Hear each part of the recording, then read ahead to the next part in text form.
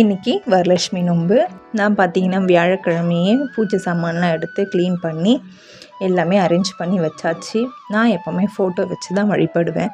வருஷம் காலையில் 6 மணிக்கெல்லாம் அம்மன் வீட்டுக்கு வரவழைச்சாச்சு. அப்புறமா குளம்லாம் போட்டு வீட்டு அலங்காரம்லாம் பண்ணியாச்சு. எப்பயும் போல் சுமங்கலிக்கு நம்ம தாம்பாலம் கொடுப்போம்.